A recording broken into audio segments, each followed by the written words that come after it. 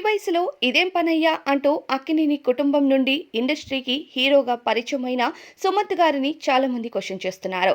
దీనికి కారణం 2 రోజులుగా సుమంత్ మృణాల్ ఠాకూర్‌కి సంబంధించిన కొన్ని ఫోటోస్ నెట్టింట తెగ వైరల్ అవ్వటమే.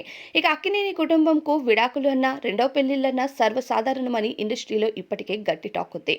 అయితే మృణాల్ ఠాకూర్‌తో సీతారామం సినిమా నుండి సుమంత్ గారు సీరియస్ డేటింగ్‌లో ఉన్నట్టు తెలుస్తుంది.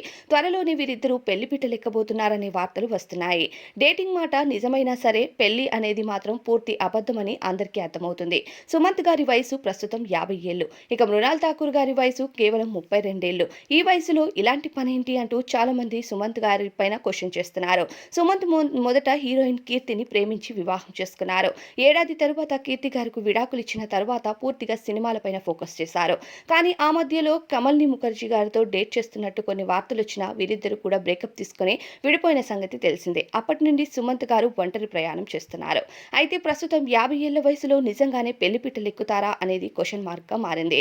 ఇక సీతారామం సినిమా నుంచి సీరియస్ రిలేషన్షిప్ లో ఉన్న సుమంత్ గారు ఇక డేట్ చేస్తున్నట్టు సమాచారం. అయితే మృణాల్ ఠాకూర్ తో ఈ వయసులో పెళ్లిపీటలెక్కుతారా?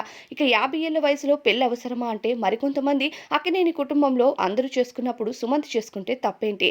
ఆయన 50 ఏళ్ల వయసులో ఒంటరిగానే మిగిలిపోవాలా అంటూ సుమంత్ అభిమానులు ఆయనకు సపోర్ట్ చేస్తున్నారు. మరి నిజంగానే సుమంత్ గారు పెళ్లి చేసుకుంటారా అనేది కామెంట్లో చెప్పండి.